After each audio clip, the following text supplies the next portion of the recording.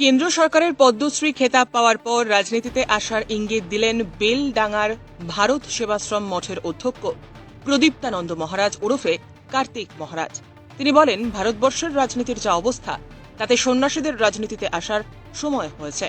সেক্ষেত্রে কোনো দলের নাম না করে তিনি বলেন, যে দল ভারতবর্ষের গণতন্ত্র রক্ষা করবে, সনাতনীদের পাশে থাকবে, তাদের পাশেই থাকবেন তিনি।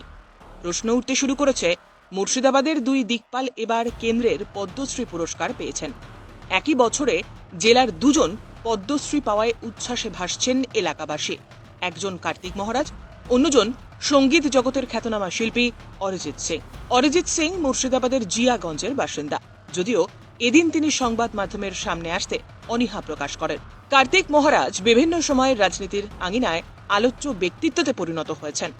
মুর্শিদাবাদ জেলার তৎকালীন পুলিশ সুপার হুমায়ুন কবিরও কার্তিক মহারাজকে নিয়ে একসময় বিস্ফোরক মন্তব্য করেছিলেন। এদিন কার্তিক মহারাজ বলেন, এখনকার রাজনীতি নোংরা হয়ে গিয়েছে। সন্ন্যাসীদের অনেকেই পিছন থেকে রাজনীতি করছেন। রাজনীতি হলো সবথেকে বড় নীতি, কিন্তু এখন রাজনীতি নোংরা হয়ে গিয়েছে। একজন বলছেন আমরা 70% কেটে ভাগীরথীতে ভাসিয়ে দেব, একজন বলছে সংখ্যা বাড়াও।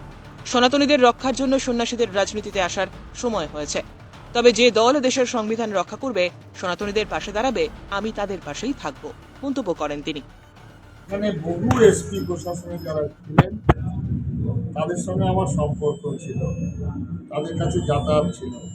উনি যেটা বলেছেন যে আমি সন্ত্রাসবাদীদের রেওয়াজ করি না, আমি কার্তিক মহারাজকে ডেকে পাঠিয়েছিলাম, কার্তিককে ডেকে পাঠিয়েছিলাম ডিএসপিকে দিয়ে। আমি নাকি ভয়ে যাই না। তা আমি যদি ভয়ে না যেতে থাকি, তিনি এসপি পুলিশ সুপারিনটেন্ডেন্ট, তিনি তো ওয়ারেন্ট বের করে আমাকে অ্যারেস্ট করতে পারতেন। সুতরাং ভয় উনি পেয়েছেন না আমি পেয়েছি, সেটা দর্শক, শ্রোতা এবং যারা আমার সঙ্গে উঠা বসা করেন তারা এটা বলতে পারবেন। আর এসপিদের কাছে একটা আমার সম্পর্কে একটা রিপোর্ট থাকতে পারে, সেই রিপোর্ট তলব করলেই তো বোঝা যাবে আমি সন্ত্রাসবাদী কিনা।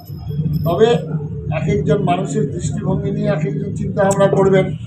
ওনার মতো দৃষ্টিভঙ্গি, ওনার মতো শিক্ষিত মানুষ, উনি প্রকান্তরে সন্ত্রাসবাদী যারা তাদেরকে সাপোর্ট করলেন, যারা সন্ত্রাসবাদী শিক্ষিত তাদের হয়ে তিনি প্রশংসা করলেন।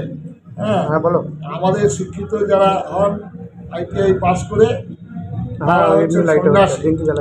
তারা দেশের সেবা কাজে যুক্ত হচ্ছেন, আর তাদের আইটিআই পাস করে ইঞ্জিনিয়ার লাদেনের মতো তারা সন্ত্রাসবাদী হয়ে দেশকে ধ্বংসের পথে নিয়ে যাচ্ছে।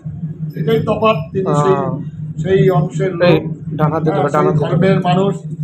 আমার প্রতিবাদ চিরকাল আমি করব, যেখানে আমাদের মন্দিরে যেমন আমাদের হরিনাম হবে, মসজিদে তেমন আজান হবে, পাশাপাশি সবই থাকবে, কিন্তু এখানে কোনো মুর্শিদাবাদে মসজিদের সামনে বাজনা বন্ধ করে দেওয়া হয় এবং ওনার আমলে বেশি হয়েছে। আমি সেটাই প্রতিবাদ করছি, তাই ওনার কাছে আমি সন্ত্রাসবাদী হতে পারি। এই যে পদ্মশ্রী পাওয়াটা, সেটা কি কোথাও তো ভারত সরকারের গোয়েন্দা বিভাগ, আমাদের রাজ্য সরকারের গোয়েন্দা বিভাগ আমার সম্পর্কে রিপোর্ট দেবে, আর কেন্দ্রীয় সরকারের গোয়েন্দা বিভাগ আমার সম্পর্কে রিপোর্ট সারা বছর তারা ওয়াচ করেছেন, করে তারা দিয়েছেন ধর্ম এবং আধ্যাত্মিকতার ভিত্তিতে আমাকে। রাজনীতিতে কি আগমন হবে? না, এখন পর্যন্ত সে কোনো ইচ্ছা নেই। কেউ কেউ বলে থাকছে যে কার্তিক মহারাজ 26-এর ভোটের মুখ হতে পারে। আমার ধারণা এটা প্রচার হচ্ছে।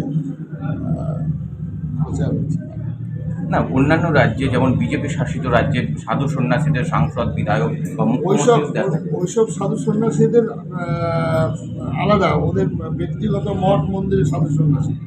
আমি হচ্ছে ভারত সেবাশ্রম সঙ্গে রামকৃষ্ণ মিশন ভারত সন্ন্যাসীরা এইভাবে রাজনীতির সঙ্গে যুক্ত হন না। তবে দেশের প্রয়োজনে চিন্তাভাবনা করতে হবে কোন দলের সাথে। সেটা যে দল ভারতবর্ষের সংস্কৃতিকে রক্ষা করবে, ভারতবর্ষের ধর্মকে রক্ষা করবে, ভারতবর্ষের সনাতনীদের কথা যারা চিন্তা করবেন, তাদের সঙ্গেই নিশ্চয়ই থাকবে।